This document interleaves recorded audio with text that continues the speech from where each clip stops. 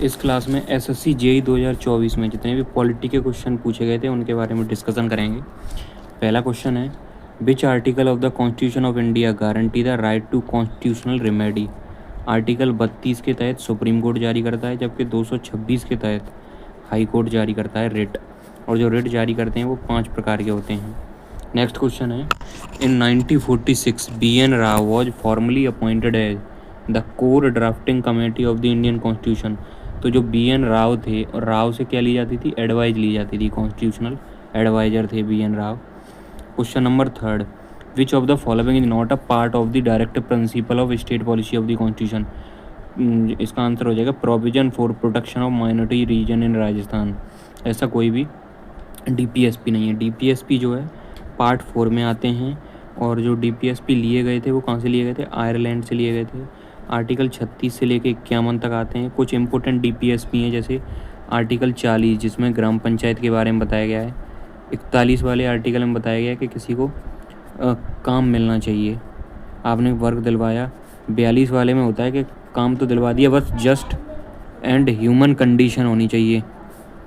43 वाले में just human condition के साथ साथ अब 43 वाले में पैसे भी मिलने चाहिए उसे। 44 वाले में यूनिफॉर्म सिविल कोड आता है। 40 जो 8 है उसमें एनिमल हस्बेंड्री के बारे में बताया गया है, और 51 में इंटरनेशनल पीस के बारे में बताया गया है। नेक्स्ट क्वेश्चन है, which freedom is protected by article 19D of the Indian constitution. Freedom to move freely throughout the territory of India. तो इसका जो याद करने की ट्रिक है, सामरो से याद रख सकते हो। सामरो सामरो speech, assemble, movement, reside, occupation.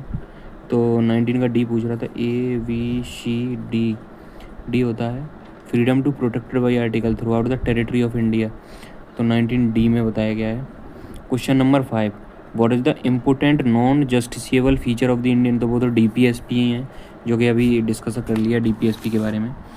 Question number 6, which of the following fundamental right has been amended as a constitutional right in the form of article 300A by the 44वां जो संविधान संशोधन हुआ था 1978 में। जो राइट टू प्रॉपर्टी था पहले फंडामेंटल राइट था, अब इसे लीगल राइट में डाल दिया गया है। जो 44वां संविधान संशोधन था वो 1978 में आया था। ऐसे ही कुछ इम्पोर्टेंट जो संविधान संशोधन है, जैसे 101 वाला जो संविधान संशोधन है वो GST से संबंधित है। 97 वाला है कोऑपरेटिव सोसाइटी से संबंधित है। 91 में बताया गया है कि 15% से ज़्यादा मिनिस्टर नहीं हो सकते, इंक्लूडिंग प्राइम मिनिस्टर। और जो आपका 69 है उसमें बताया गया है कि जो यूनियन टेरेटरी दिल्ली है उसमें लेजिस्लेटिव असेंबली होगी। और आपका 44वां संविधान संशोधन 1978 में आया था, और इसमें जो आपके जो राइट टू प्रॉपर्टी था उसे लीगल राइट बना दिया गया, 300A में डाल दिया गया था। 42वां संविधान संशोधन 1976 में आया था, और इसके थ्रू जो है आपकी फंडामेंटल ड्यूटी जोड़ी गई थी। फंडामेंटल ड्यूटी कौन से पार्ट में आती हैं, पार्ट 4A में आती हैं और आर्टिकल 51A में आती हैं। पहले टोटल जो फंडामेंटल ड्यूटी रिकमेंड की थी वो स्वर्ण सिंह कमेटी ने 8 रिकमेंड की थी, लेकिन जो 42वां संविधान संशोधन 1976 था उसके तहत 10 फंडामेंटल ड्यूटी को जोड़ा गया, और जो 11वीं फंडामेंटल ड्यूटी जोड़ी गई थी वो 86वें संविधान 2002 के द्वारा जोड़ी गई थी। नेक्स्ट क्वेश्चन है, how many items did the स्वर्ण सिंह कमेटी। यही क्वेश्चन अभी डिस्कस कर रहे थे। स्वर्ण सिंह कमेटी ने कितनी फंडामेंटल ड्यूटी जोड़ने के लिए रिकमेंडेशन दी थी, 8। लेकिन जो 42वां संविधान संशोधन हुआ था उसके द्वारा 10 फंडामेंटल ड्यूटी जोड़ी गई थी। नेक्स्ट क्वेश्चन है, which of the following feature was borrowed by the constitution of India के लिए फ्रॉम आयरलैंड से लिया है। तो वही direct principle of state policy जो है वो आपने आयरलैंड से लिए हैं। और जो मौलिक कर्तव्य हैं फंडामेंटल ड्यूटी वो रसिया से लिए हैं।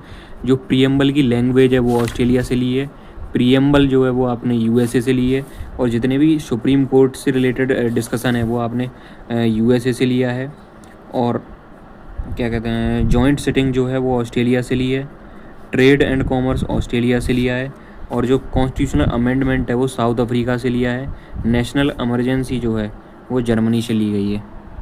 नेक्स्ट क्वेश्चन है, which of the following article of the Indian constitution is related to the DPSP। तो पार्ट 4 में आती है DPSP, आर्टिकल 36 से लेके 51 तक।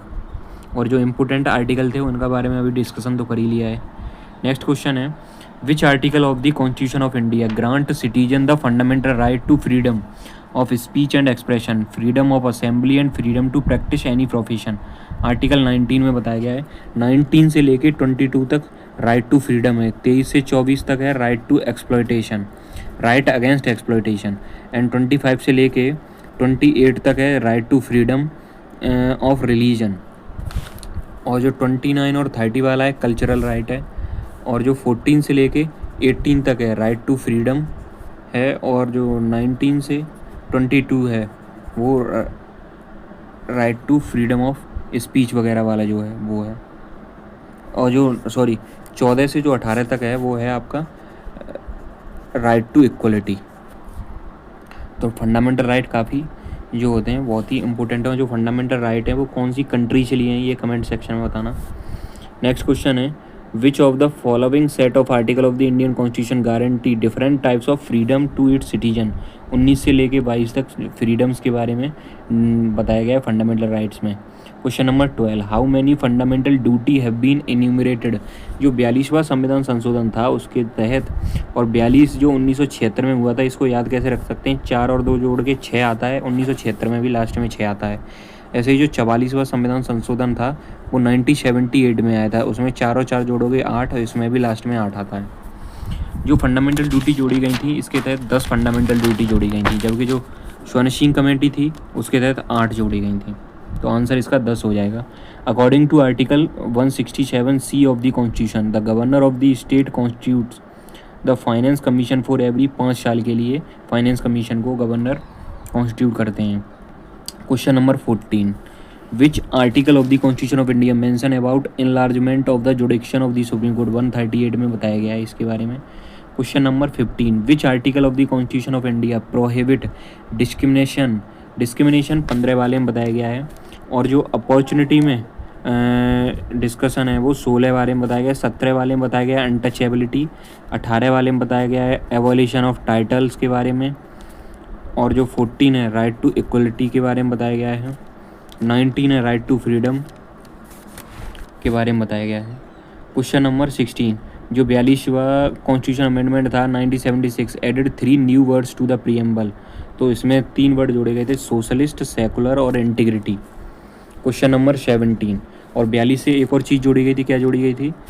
Fundamental duty. कितनी जोड़ी गई थी? 10 जोड़ी गई थी। और जो 11वीं फंडामेंटल ड्यूटी जोड़ी गई थी वो 86वें संविधान संशोधन 2002 के द्वारा जोड़ी गई थी। नेक्स्ट क्वेश्चन है, which of the following dimension of liberty is not mentioned in the preamble of the. Economic liberty नहीं है भारत में। Question number 18, which constitution authority is appointed by the president of India under article 76 of the Indian constitution. तो attorney general of India, इन्हें किसी भी house में जाकर बैठने का अधिकार है, बोलने का अधिकार है, बट वोट डालने का अधिकार नहीं होता है इनके पास, क्योंकि वोट वही डाल सकता है जो किसी न किसी हाउस का मेंबर हो, और ये किसी भी हाउस के मेंबर नहीं होते। Question number 19, which of the following article of the constitution of India provide measure to ensure participation of worker in management industry. Article 43A में बताया गया है पार्टिसिपेशन ऑफ वर्कर के बारे में। एक बार और जो फंडामेंटल DPSP हैं उनके इंपॉर्टेंट आर्टिकल के बारे में डिस्कशन कर लेना है। जैसे 40 वाले में बताया गया है ग्राम पंचायत, 41 वाले में आपने काम दिलवाया, 42 वाले में काम की कंडीशन अच्छी होनी चाहिए, ऐसा नहीं कि एक्सट्रीम कंडीशन में वर्क करवा रहे हो। 43 वाले में बताया गया काम तो करवा रहे हो, उसके साथ आपने उन्हें वेतन भी देना है। 43A में पार्टिसिपेशन ऑफ वर्कर सुनिश्चित करना है। 44 वाले में यूनिफॉर्म सिविल कोड के बारे में बताया गया है। जो 48 वाला आर्टिकल है उसमें एनिमल हस्बेंड्री के बारे में बताया गया है। और जो 51 आर्टिकल है उसमें इंटरनेशनल पीस के बारे में बताया गया है। नेक्स्ट क्वेश्चन है 20, to cherish and follow the noble ideals that inspired our national struggle for freedom is a कौन सी फंडामेंटल ड्यूटी है? तो फंडामेंटल ड्यूटी जो है आपको प्रत्येक नंबर वाइज याद होनी चाहिए। जैसे A में क्या आता है, B में क्या आता है, C में क्या आता है। तो फंडामेंटल ड्यूटी के बारे में थोड़ा डिस्कशन कर लेना है। जो 42वां संविधान था उसके तहत 1976 में 10 फंडामेंटल ड्यूटी जोड़ी गई थी। 86 जो संविधान संशोधन था 2002 के तहत इसमें 11 भी जोड़ी गई थी। A में क्या आता है? A में एवॉइड से याद रख लेना। अगर एवॉइड टर्मिनोलॉजी वाला वर्ड आ जाए ना तो वो A में आता है। B वाले में जैसे बापू, भगत सिंह के जो आइडिया वगैरह हैं उनको आपको चेरिश करना है एंड फॉलो करना है। C जो है रीजनिंग में तीसरे नंबर पे आता है, तो इसमें 3 वर्ड जोड़े गए हैं, सोशलिस्ट, सेकुलर और इंटीग्रिटी। डी का मतलब डिफेंड होता है, तो जब भी देश को ज़रूरत पड़ेगी तो आपको डिफेंड करने के लिए बुलाया जा सकता है। ये आपका कर्तव्य है। फंडामेंटल ड्यूटी मतलब ये जस्ट वो नहीं होती, जस्टिसेबल नेचर की नहीं होती कि जैसे आप वे ऊपर इन्फोर्स ही कर दिया जाए जैसे फंडामेंटल राइट्स होते हैं। ये आपके कर्तव्य हैं इसमें। ई वाले में बताया गया है ई 5 होता है, तो 5 पांडव थे, तो इसमें पांडव में ब्रदरहुड था, ऐसे भी इसमें ब्रदरहुड के बारे में और वुमेन का जो एम्पावरमेंट है उसके बारे में बताया गया है। एफ है फोर्ट, एफ को याद रख सकते हो फोर्ट से। फोर्ट मतलब जो अपने फोर्ट वगैरह हैं, रिच हेरिटेज वगैरह हैं, उनकी आपको रक्षा करनी है। एफ के बाद आता है जी, जी में आता है ग्रीनरी, तो ग्रीनरी या एनवायरनमेंट की आपको रक्षा करनी है। एच होता है ह्यूमनिज्म, तो एच में ह्यूमनिज्म के बारे में बताया गया है। आई फोर, अगर तुमने आई दिखाई तो वॉयलेंस होगा, किसी को आंखें दिखाओगे तो वॉयलेंस, तो इसमें वॉयलेंस के बारे में बताया गया है। और जो जे है, जे को आप जड्डू से याद रख सकते हो। जडेजा जो हर एक फील्ड में मतलब ऑलराउंडर है, तो आपको हर एक फील्ड में एक्सीलेंस होनी चाहिए। और के वाला जो फंडामेंटल ड्यूटी थी 11वीं, वो 86वें संविधान। अभी क्लास बीच में रुक गई थी। 20 वाले का जो हम क्वेश्चन डिस्कस कर रहे थे, 42वें संविधान संशोधन फंडामेंटल ड्यूटी जोड़ी गई थी 1976 में। इसमें डी तक डिस्कस कर लिया था। डी के बाद आता है ई। ई मतलब होता है 5, और 5 जो थे पांडव, और पांडव में था ब्रदरहुड, तो इसमें ब्रदरहुड और वुमेन इंटीग्रिटी के बारे में बताया गया है, वुमेन की एम्पावरमेंट के बारे में बताया गया है। एफ होता है फोर्ट, और फोर्ट की रक्षा करना, जो रिच हेरिटेज हैं उनकी आपको प्रोटेक्शन करना है। एफ के बाद जी जो होता है ग्रीनरी, तो ग्रीनरी और एनवायरनमेंट को आपकी रक्षा करनी है। एच ह्यूमनिज्म के बारे में बताया गया। आई अगर दिखाओगे तो वॉयलेंस होगा, तो इसमें वॉयलेंस के बारे में बताया गया है। जे होता है जड्डू से याद रखना, जड्डू ऑलराउंडर है, ऐसे ही आपको हर एक फील्ड में ऑलराउंडर होना पड़ेगा, excellence in the all field. के जो 11वीं थी वो 86वें संविधान संशोधन 2002 के द्वारा जोड़ी गई थी। इसमें एजुकेशन के बारे में बताया गया है कि बच्चों को एजुकेशन दिलाना कंपलसरी है। नेक्स्ट क्वेश्चन है 21, which of the following committee was responsible for making recommendation that lead to the 42वां कॉन्स्टिट्यूशन। तो स्वर्ण सिंह कमेटी थी, इसके तहत 8 फंडामेंटल ड्यूटी जोड़ने को रिकमेंड करा गया था। Question number 22, What was the main objection against the preamble of the Constitution by the Constitutional Assembly? They were non-justiciable in character. बताया गया था preamble को। Question number 23. Which word has been substitutes for the words unity of the nation in the preamble as amended by the preamble of the Constitution? Unity and integrity of the nation कर दिया गया था। Unity of the nation को unity and integrity। तो ये जो integrity word जोड़ा गया था वो 42वें संविधान संशोधन 1976 के द्वारा 3 वर्ड जोड़े गए थे प्रीएम्बल में, सोशलिस्ट, सेकुलर और इंटीग्रिटी। क्वेश्चन नंबर 24 है, who is the ultimate interpreter of the constitution, तो सुप्रीम कोर्ट है। Next question 25, according to article 58 of the constitution of India, no person shall be eligible for election as president unless he is a citizen of India, has completed the age of 35 year and is qualified for the election as a member of the House of the People। तो जो election के लिए इनकी as है वो 35 years है। President के जो आर्टिकल हैं आपको याद रखने हैं, पकानी कोका दोयोदशम से, बामन से शुरू होता है। बामन में प्रेसिडेंट के बारे में बताया गया है। फिर पकानी कोका दो जो 52, 53, 54, 55, 56, 57 दोबारा पे आता है, तो दो पे आता है, दो का मतलब होता है दोबारा इलेक्शन हो सकता है। दो पकानी कोका दो यो, और जो यो है योग्यता को दिखाता है 58 में, मतलब एलिजिबिलिटी के बारे में। दो यो दसम, और 59 में दशाएँ कंडीशन दी गई हैं। 10 साफ और शपथ, 60 वाले में शपथ के बारे में बताया गया है। 10 माफोर जो महावी हो गया है इम्पीचमेंट, वो 61 में बताया गया है। नेक्स्ट क्वेश्चन है, what is the main content of the 4th schedule in the constitution of India, allocation of the seats in the council of the states. Total जो शेड्यूल थे, पहले 8 शेड्यूल थे जब प्रीएम्बल मतलब कॉन्स्टिट्यूशन बना था, फिर 4 जो आपके शेड्यूल थे बाद में जोड़ दिए गए, अब टोटल 12 शेड्यूल हो चुके हैं। इनको याद करने की ट्रिक है tears of old PM, tears of old PM, जिसमें T4 आता है territory, E4 emoluments, A4 affirmative, और ये नंबर वाइज हैं। टोटल 12 है। इसमें जो वर्ड दिए गए हैं उनमें वर्ड क्योंकि अल्फ़ाबेट दिए गए, तो T4 टेरिटरी, मतलब पहले वाली जो शेड्यूल है उसमें टेरिटरी के बारे में बताया गया है। E4 एमोल्यूमेंट मतलब सैलरी के बारे में बताया गया है सेकंड वाले में। थर्ड 4 अफर्मेटिव, जो लोगों को ओथ दिलवाई जाएगी उसके बारे में बताया गया है थर्ड में। फोर्थ में राज्यसभा की सीटों का एलोकेशन, और जो फिफ्थ है उसमें शेड्यूल एरिया एंड ट्राइब्स के बारे में बताया गया है। और जो आपका कितना हो गया, 1 2 3 4 5, छठवें में अदर शेड्यूल्स एरिया के बारे में, जैसे मेट मियाँ से याद रख सकते हो कौन से इसमें आते हैं अदर वाले में, मिजोरम, त्रिपुरा, मेघालय और असम। F4 आता है आपकी कौन सी होगी, टीयर्स ऑफ फेडरेशन के बारे में बताया गया, जिसमें लिस्ट के बारे में, जो लिस्ट है concurrent list, state concurrent list होती है, एक यूनियन लिस्ट होती है और एक स्टेट लिस्ट होती है। कंकरेंट लिस्ट में जो है कानून बनाने का अधिकार दोनों के पास होता है, राज्य भी कानून बनाता है और इस आपका जो सेंटर है वो भी कानून बनाता है। स्टेट लिस्ट में सिर्फ स्टेट कानून बनाता है और यूनियन लिस्ट में जो यूनियन लिस्ट के मैटर होते हैं उन पे सेंट्रल गवर्नमेंट कानून बनाती है।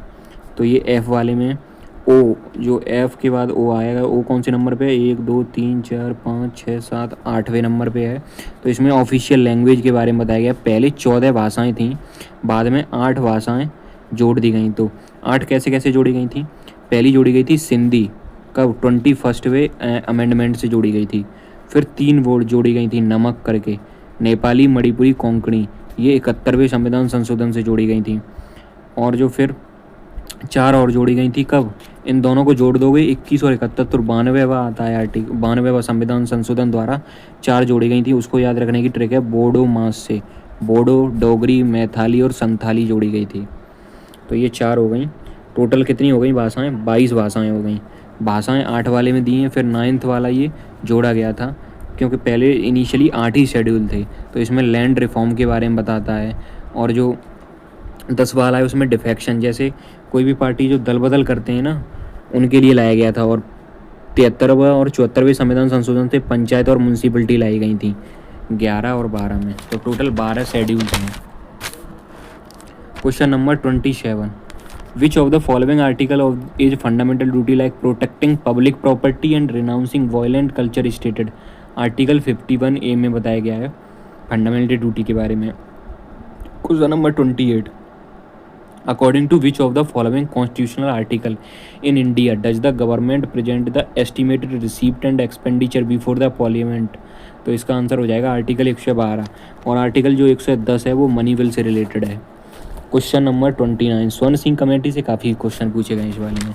स्वर्ण सिंह कमेटी जो थी was stabilized by the government of India in which year 1976 में, और इसके तहत जो है 8 फंडामेंटल ड्यूटी को जोड़ा गया था। लेकिन जो 42वां संविधान संशोधन 1976 था इसने 8 को रिकमेंड किया था, मगर जोड़ी कितनी गई थी, 10 जोड़ी गई थी 42वें संविधान संशोधन 1976 के तहत। क्वेश्चन नंबर 30 है, in which of the following forms of government does the executive enjoy the right to dissolve the legislature even before the expiry of its normal term, parliamentary form of government। इसका answer हो जाएगा। Next question है 31, according to the preamble what does the promotion of fraternity assure. Promotion of fraternity, unity और integrity के बारे में बताया गया, और ये किस वाले में है, ई वाले फंडामेंटल ड्यूटी में भी बताया गया इसको स्पेशली, जिसमें ब्रदरहुड और वुमेन की एम्पावरमेंट के बारे में डिस्कशन किया गया है। Question number 32, the national defence fund is governed by an executive committee which is chaired by, prime minister chair करते हैं इसको। क्वेश्चन नंबर 33 है, which chief justice of India was sworn in as the acting president of India on 20 July 1969 में justice Mohammad Hidayatullah थे। Question number 34, the parliament government is also known by which other name, cabinet government, responsible government, या Westminster form of government, या fixed executive system of government. तो इसका answer हो जाएगा first, second और third सही है। कैबिनेट गवर्नमेंट भी बोलते हैं, रेस्पॉन्सिबल गवर्नमेंट भी बोलते हैं, और Westminster form of government भी बोलते हैं, बट जो fixed executive system of government है इसे नहीं बोलते। तो इसके 3 नाम हैं, cabinet government, responsible government, Westminster form of government. Question number 35 है, who among the following was the first and the longest serving attorney general of India. Motilal Chimanlal Setalvad थे। Question number 36, what is the minimum age prescribed for a person to be eligible to become vice president. Vice president हो चाहे president हो, उनके लिए जो as eligibility है वो 35 years है। Question number 37, which of the following are the function of the national commission for schedule caste to provide constitutional protection to schedule caste, ये तो सही है। क्वेश्चन नंबर सेकंड ऑप्शन है investigating any case that violate the interest of schedule caste, ये भी सही है, क्योंकि शेड्यूल कास्ट के लिए अगर आप बॉडी बना रहे हो तो वो उससे रिलेटेड अगर कोई भी लॉ वायलेट होता है या उनके राइट्स वायलेट होते हैं तो उसको इन्वेस्टिगेट तो करेगी। क्वेश्चन नंबर सेकंड वाला जो ऑप्शन है वो भी सही है। थर्ड में क्या है, to present to the president annually and at such other times as the commission में deem fit report upon the working of these safeguards, तो ये भी सही है, क्योंकि जो रिपोर्ट है प्रेसिडेंट को एनुअली सबमिट की जाती है इसकी। Question number 38, which of the following are the feature of the parliamentary form of government, the president is the nominal या डी ज्यूरी हेड, ये तो सही है भाई, क्योंकि प्रेसिडेंट नॉमिनल हेड होते हैं जबकि प्राइम मिनिस्टर होते हैं डी फैक्टो एक्चुअल हेड होते हैं। The president is the head of state, बिल्कुल सही बात है। The prime minister is the head of government, यानी सारे ही जो इसके ऑप्शन है वो सही हैं। Question number 39, What did the Right of Children to Free and Compulsory Education Act 2009 lay down for achieving universal elementary education, तो इसका आंसर हो जाएगा free and compulsory education for achieving universal elementary education. Question number 40 है in which year, भाई स्वर्ण Singh committee से इतने question पूछे गए हैं एसएससी जेई में कि आपको रट जाएगी ये। स्वर्ण सिंह कमेटी जो 1976 में आई थी उसमें 8 फंडामेंटल ड्यूटी को रिकमेंड किया था, लेकिन 10 फंडामेंटल ड्यूटी जोड़ी गई थी 42वें संविधान संशोधन 1976 के तहत, और जो 11वीं फंडामेंटल ड्यूटी थी वो 86वां संविधान संशोधन 2002 के तहत जोड़ी गई थी। क्वेश्चन नंबर 41 है हु कैन अपॉइंट द जज ऑफ द हाई कोर्ट, तो प्रेसिडेंट अपॉइंट करता है। तो ये जितने भी क्वेश्चन थे आपके उनके बारे में डिस्कशन हो चुका है। नेक्स्ट क्वेश्चन है 42, अभी भी और क्वेश्चन है, इसके कितने क्वेश्चन है लगभग, इसके बाद 43, 44 तक क्वेश्चन है इसमें। 42 वाला डिस्कस करते हैं।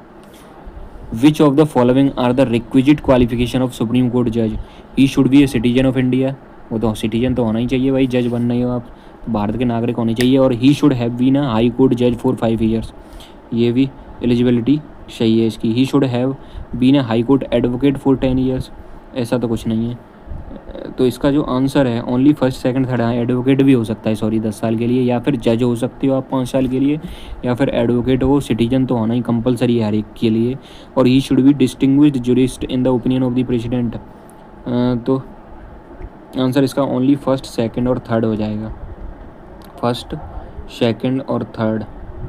आई थिंक मुझे तो इसका फोर्थ भी लग रहा है, क्योंकि अगर डिस्टिंग्विश्ड जुरिडिक्शन है ओपिनियन ऑफ द प्रेसिडेंट तो भी उसे आई थिंक अपॉइंट किया जा सकता है। आप देखना इसका कमेंट सेक्शन में क्या आंसर है, अपने अपने आंसर इस क्वेश्चन के बताना कि what is the supreme court जज की जो रिक्विजिट क्वालिफिकेशन होती है वो क्या क्या होती है।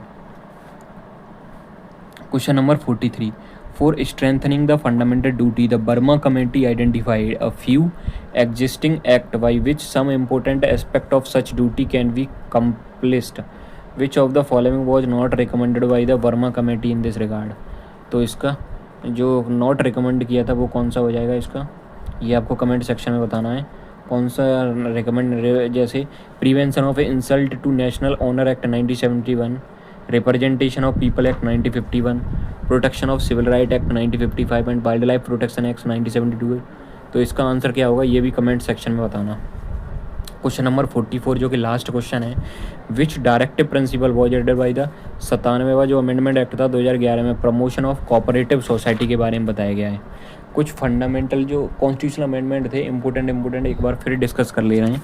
सबसे लास्ट से चलता हूँ मैं, जो 101 डिस्कस किया था पहले, GST, 97 कोऑपरेटिव सोसाइटी, 91 15% से ज़्यादा मिनिस्टर नहीं हो सकते, 69 यूनियन टेरिटरी दिल्ली में आपके कितने यूनियन टेरिटरी दिल्ली में लेजिस्लेटिव असेंबली होगी, और फिर बताया गया 44 1978 में इसमें क्या कहते हैं आपके जो लीगल राइट से जो राइट टू प्रॉपर्टी था उसे लीगल राइट बना दिया गया, 300A में डाल दिया गया, और इसी के तहत जो एक्सटर्नल जो वॉर की कंडीशन होती थी ना नेशनल इमरजेंसी वाली, उसमें जो वेपन वाला था वो वाला टर्म जोड़ दिया गया था इसके तहत। एक है फिर 42वां 1976 में लाया गया था, इसके तहत प्रीएम्बल में